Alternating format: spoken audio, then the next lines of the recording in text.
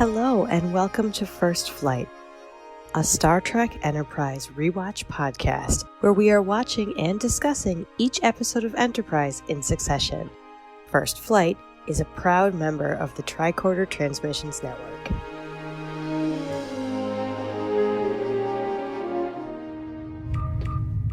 This is Commander Tucker of Enterprise. We've got some information you're going to want to hear. Welcome, Enterprise fans. I'm your co-host, Abby. And I'm your co-host, Chris.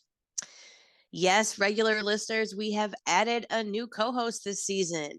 And if you want to learn more about the amazing Chris, scroll back an episode in your feed to episode 29, the introduction to season 2. You can learn all about him and his history and hear some of his thoughts on season 1. So I am so thrilled to have you joining me, Chris. Well, thanks, the amazing Abby. All right, so this would normally be where you hear our co-host Melanie introduce herself, but as I said in our last little episode, I need to let all of our listeners know she has accepted a medical transfer to the NX-02 Columbia, and we will still be getting occasional subspace communications from her when she's in range, and you will still hear her quote Jonathan Archer at the end of each episode in our Moment of Melanie. Our shuttle bay is always open for her at any time, and we wish her nothing but health and happiness on our sister ship.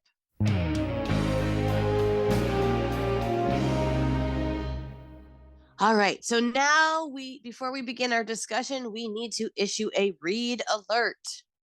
Tactical alert. All hands to stations. There are potential spoilers ahead.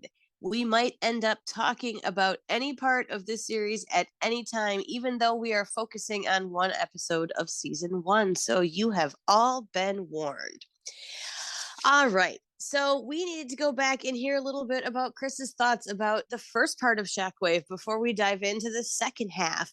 And since in season 2, we are doing a little bit of a different format with pros and decons. Yes! Still loving, yep, things that don't gel with us. Never get bored of that.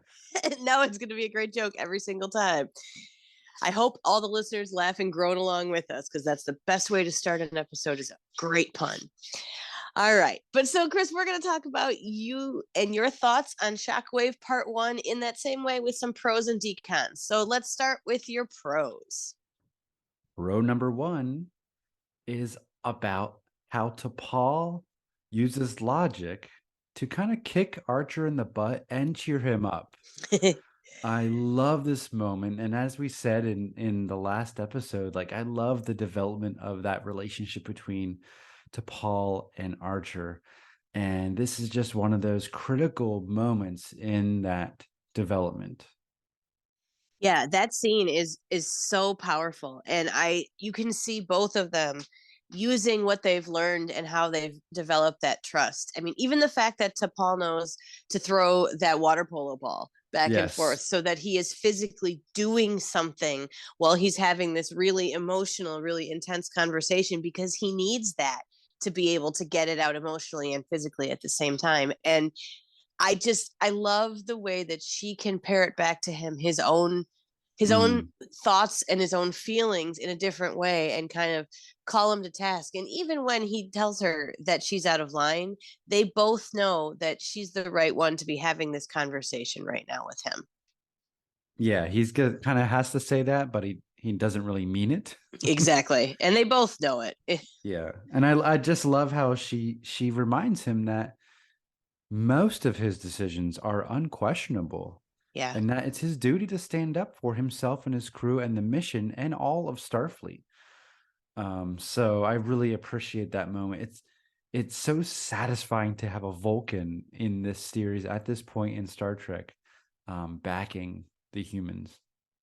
Yeah, it is a great relationship, and it's such a nice parallel to how we see the rest of the Vulcans. We see her forming that first connection and that first bridge, and using it to show her people that this is an ally that will really help us and be a partner in the future. And it starts here. It's a very Kirk Spock kind of relationship. They're very intimately connected, and they rely on each other. They've come to rely on each other and trust each other, even though they have different points of view. and different ways to respond to situations. They are better together. Yeah, and it's so interesting too, like when Archer is leaving later on and you can see echoes of that conversation mirrored in both of their faces and how they respond to each other when he thinks he's, walking to Silic and his doom. And Mm. it's just nice to see those little threads and those little through lines in not just this season but this episode in particular. Well, that brings me to my next pro, which is when Archer heroically decides to board Silic's pod. Oh Right? It's yes. just the on the bridge when Scott Bakula shows his mind turning and shifting and declaring to himself, "This is it. Yeah. I'm going." I'm placing you in command. I advise you to maintain your present course and speed. I don't know what's going to happen, but try to keep an open mind. Especially when it comes to things the Vulcan science directorate says are impossible.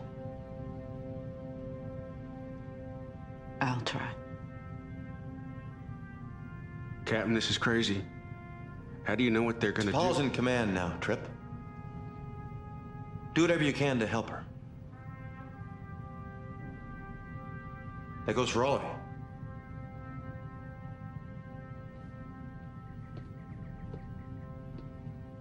Keep an eye on Porthos for me, would you?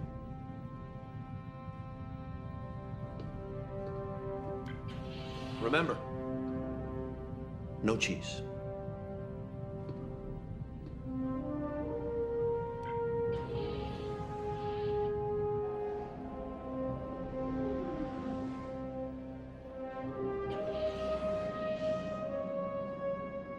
And he turns to go to that turbo lift, and the horns swell, and there's that Archer's theme, but it's distorted and fragmented. Yes. Which it's so wonderfully nuanced in the scoring.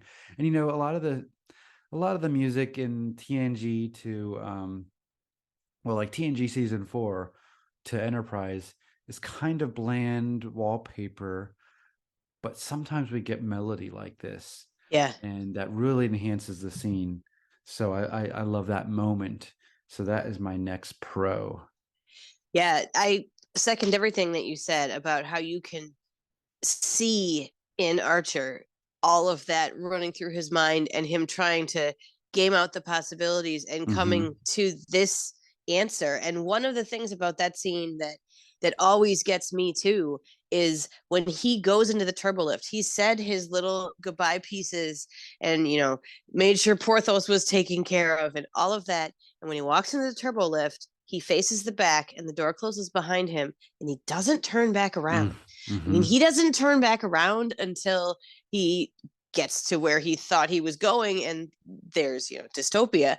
And I just think that is a moment we have all felt, perhaps not with the amount of gravitas to the entire universe that Archer is feeling at that moment, but we have all had that moment of I am struggling to keep myself under control right now and I cannot look at anybody or say anything more at this moment or I will lose it. And that was exactly where he was. Or he might not lose it. He might lose his resolve. Yeah. And not go. Yeah. So yeah, I agree. I think that's what a wonderful little bit of blocking there. I don't know if that was Bakula's choice, the director, but it was wonderfully done. Absolutely. It lent a powerful end to that entire scene that was itself very powerful. Let's shift a little bit to my next pro, which is when that seamless transition from Archer's quarters on Enterprise to his room on Earth in the past. Yeah. So well done. He's calling for Porthos, and then he's on Earth in the past. And the first thing I always notice is, damn, Bakula is fit. Yes, he is. Oh yeah. And you can't see it underneath those uniforms hide the work Everything. he puts in, right? Yeah. Yeah. So that is, Hey, our captain is one of the best physically and mentally, right? There you go. Well, I will reiterate that if I ever travel through time and space and I end up somewhere else and I'm wearing half the clothing I was wearing when I started, I think that might be higher on my list. But if I had a chest like that, I would probably sleep shirtless too. I think so. Me too. Um, anyway, I loved his conversation, his conversation with Trip about going to see Enterprise and in Orbital 6 or whatever the little pod's name was. Hmm. And then him doing research to look for flocks. Yeah, That was great. Just this world building that was smart. for real. And he's talking to himself because he has to because it's TV. But he's like, I didn't even know flocks existed until after Clang and all that kind of stuff. Yeah, it's neat to see him piece it out. Yes. And then we have Daniels. And I just love it's always engaging when Daniel shows up and has one of his ambiguous time conversations. That is the perfect way to phrase it. Yes. And he's enjoying it. And Archer has no patience for this ambiguity. He's like, just tell me. Yeah. I just love that dynamic back and forth. No, I agree. One of the things that I love that I hate about this episode is in that scene where when it ends and they're finally talking about, okay, here's all the things that you're going to need to know to do this plan. And then boom, it's commercial. And I'm like, no, this is not fair. I need the next 5 minutes. I want this scene to be longer. I want more details. I want more from Daniels. I want to spend more time in Archer's apartment, which is gorgeous, by the way. Yeah. And yeah, this scene, it's so cool because that the entire flow of where this was going or where you thought this was going has now completely shifted. And that's neat. It so totally is. And that's why this is such a shocking episode, is because it starts so day in the life. We're gonna go down and meet these people, then disaster, and then the mission's over. And by the way, I mean, what a perfect bookend structurally. Yeah. The mission is going to start a little early in Broken Bow, and then now it's going to be canceled. And that's what's at stake, the mission, not Earth, not anything really to our characters besides their ability to explore. Yeah. And I think that's wonderful. And their guilt for holding back their people. Yes. Because they're thinking about jobs. Like you think about that mess hall scene between Hoshi and Travis, and they're talking about what they're going to do next. And that's what Archer is referring to. He feels bad for everybody who isn't going to have the life or the path that they thought they were because of a choice that he made. And that's a lot of weight to carry on your shoulders, a lot. And I think we see that. You were talking about, the transitions, that when he's first back from that and he tells Trip, whoa, keep your shirt on, Lieutenant. I think I know where you're going, and can we save that?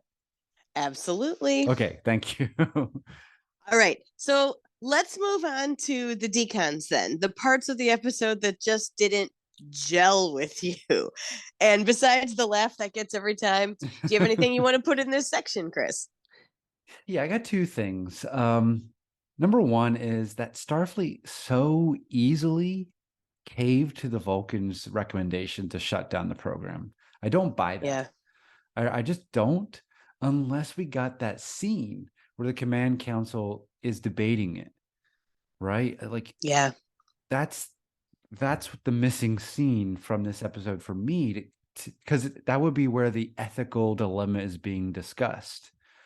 And would be really, really interesting back and forth between Vulcans and the command council. And I got to believe that Forrest would be on the side of, preserving the mission. Yeah. But I would love to see that. So I just don't buy that the Vulcans would convince, or Starfleet would just cave so easily.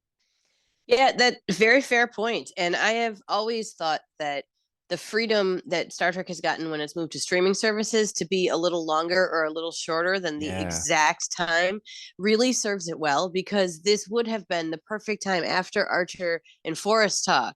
And that is such a beautiful and moving conversation. And they know each other so well. And they're talking on the level of both friends and colleagues and a superior officer in there.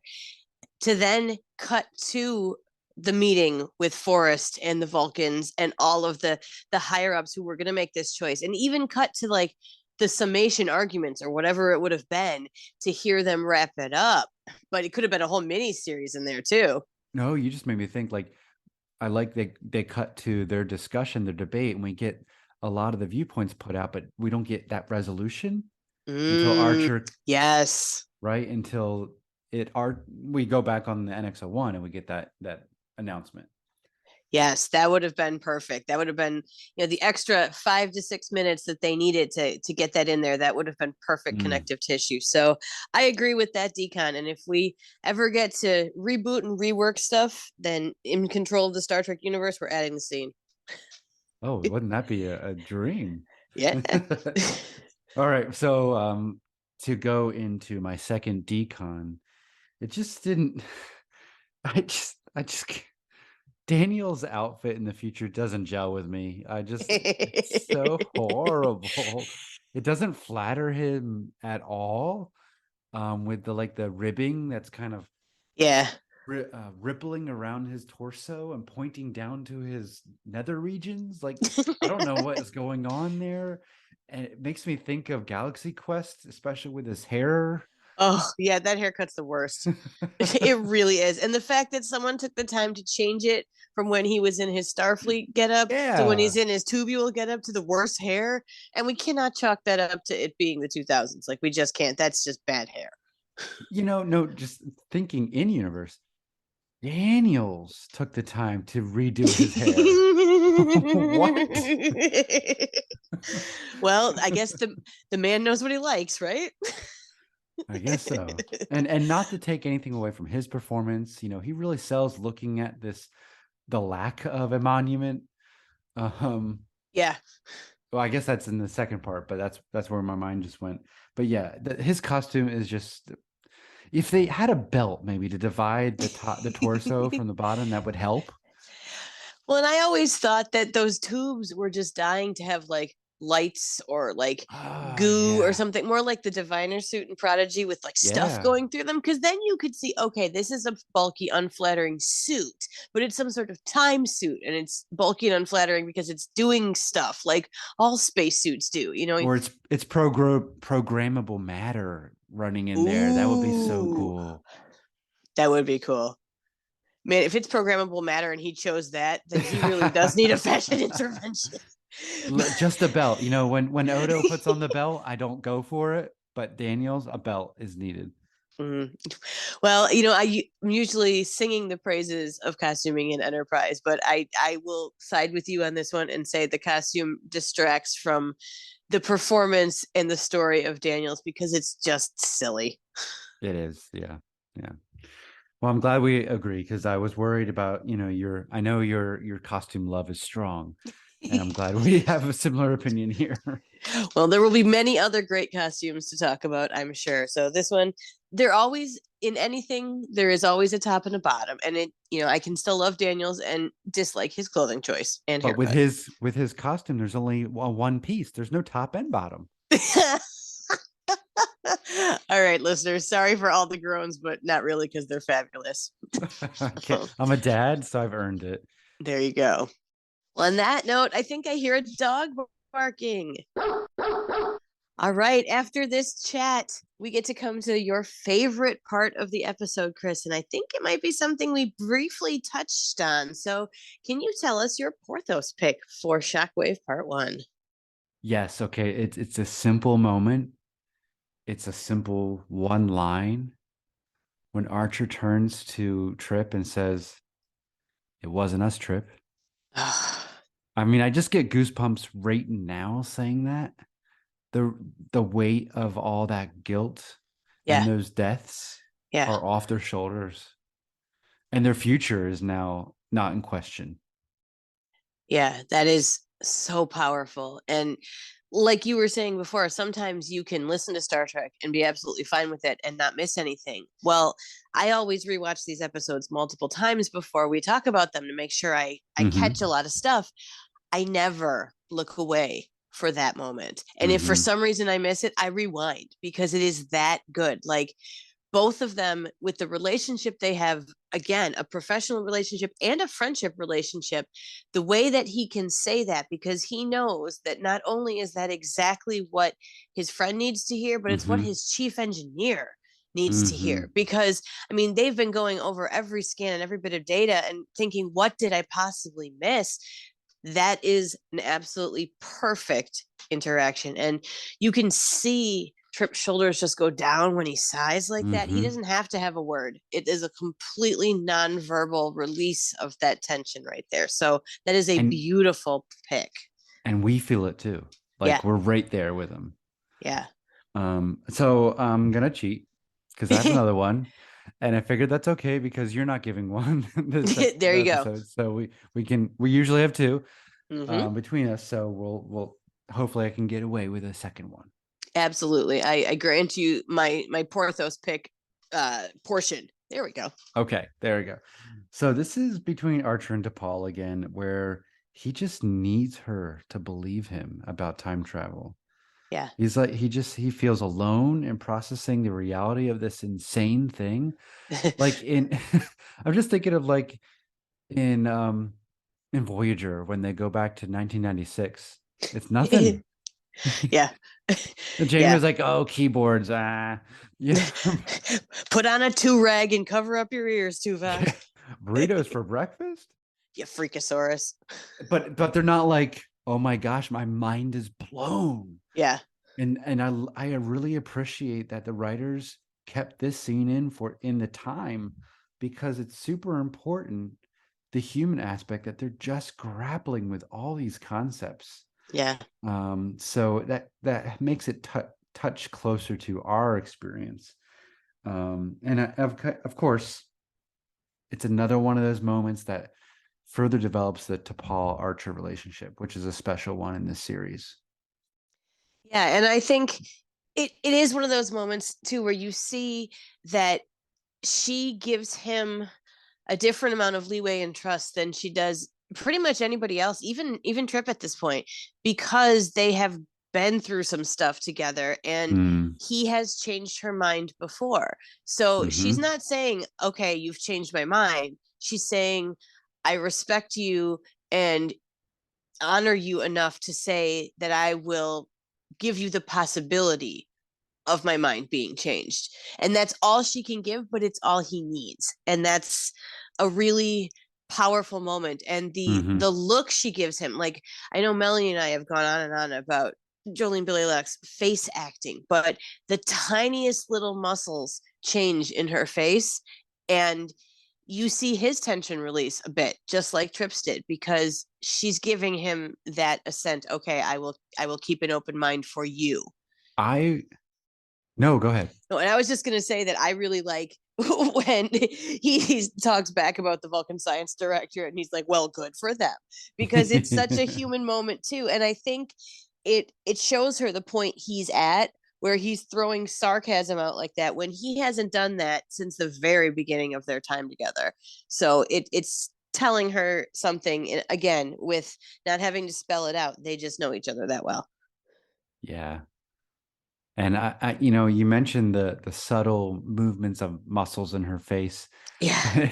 It just occurred to me that like that's what every actor who plays a Vulcan has to do. Yeah. So like people like Tim Russ and Jolene Blalock, man, they must have like really strong facial muscles. They probably work them out for 17 hours a day, 5 days a Yeah. week. Yeah, I can only imagine. But what talent and what a specific gift it is to be able to do so much with the very limited range that you are given playing a Vulcan. So I will never heap anything but praises on them. And I often find myself drawn to those Vulcan type or logical type characters Me because too. I wish I had more of that in my Me own too. personal control. Yeah, it took me a long time to realize that's why I love Data and Spock. Yeah. Yes, absolutely. All right. So, on that note, and those two beautiful picks, which are absolutely great for your first time out of the gate, I have to ask you for your very first Vulcans Verdict, your grappler rating for this episode. So, Chris, on a scale of 1 to 10 grapplers with half grapplers possible, how do you rate the episode? Well, like I said, I love it. There's so much good about it. It's a 9 out of 10 for me. Nice. And the reason it's a 9 is number one, Daniel's uniform. It breaks the spell for you. It really does. It really does. But number two is the lack of the ethical dilemma being explored more of whether the mission should continue or not. There's just no debate. They give up immediately. Starfleet does, and so does Archer. And to the writer's credit, T'Pol calls them out. But if they had that scene or a scene where the characters are going through the ethical dilemma of, even if we were responsible, should this set us back for 20 years? What's the ethics of that? How would that limit the human race? And, all the resources spent at this point, what's the utility of that? All that kind of stuff. So if those questions were asked and dug into a little bit, I would have been able to give this a 10. But oh, well, no, a 9.5 because, Daniels is still there. But 9 out of 10. I think it's a good one for my first one. Yeah, I think we both have said before how much we like this one. And I will reiterate again about how this was a long summer for me when I watched this in first broadcast. I remember thinking all summer, how are they going to do this? He's stuck in time. There's portals. The ship is being taken over by Suliban. Like, it was a long summer. It was not best of both worlds. I will give it that. But it was probably the second one up there for me. I was really invested in this crew and this plot, and the Temporal Cold War, I swore, was written right for me. So this was definitely a carrot dangling for me to come back in the fall. This is an excellent way to end a strong first season of a show. And it's daring, it's shocking, right? Yeah. There's a lot of things that are shocking in this episode, and that's that pull out from the skyscraper to the destroyed planet is a shocking moment to leave us on. So yeah, it's well executed. My chronometer's running backwards, sir. Incoming transmission. You read my letter? Regular listeners know what that soundbite means. Daniels has sent us back in the timeline to get your feedback. But we're doing it a bit differently this season. Instead of doing a little bit on every episode of listeners' Porthos picks, Grappler ratings, and other fun feedback, we'll be doing an episode from time to time that will be dedicated to listener responses and our thoughts on them. We call these our mailbag episodes. We absolutely adore the interaction with our listeners and want to give this portion a special place in our podcast. So please keep sending in your thoughts and picks. We'll definitely be saving them for the big discussion episodes. And I can't second hard enough how much we really do like hearing from you guys. It's fun, and we've missed it on the hiatus. So please give us a shout out and share your thoughts on everything Enterprise. So, where to continue the discussion with us or to share your Porthos pick or Grappler rating, you can reach me on Twitter at Abby M. Summer. That's SOMMER. And our podcast is at First Flight Pod on Twitter, Instagram, and Facebook. You can listen and subscribe to our show on the following platforms: Apple Podcasts, Google Podcasts, Spotify, YouTube, and most other major platforms. Please note that on YouTube only, we do not have an individual First Flight feed, but we can be found under the Tricorder Transmissions channel. Check out some of our Play Cousins on there as well. Chris, where can people reach you? Well, you can give me a hail on Twitter at Shelf Nerds or on my YouTube channel, Completing the Shelf. We want to thank you for spending this time with us. We'll be back next time with Shockwave Part 2, the first episode of Season 2. And thank you again to all of our First Flight friends for your patience and for hanging with us over our hiatus. We are so pumped and excited to jump into Season 2 with you. And as always, we leave you with this quote from Jonathan Archer and your moment of melody. The most profound discoveries are not necessarily beyond that next star. They're within us, woven into the threads that bind us, all of us, to each other.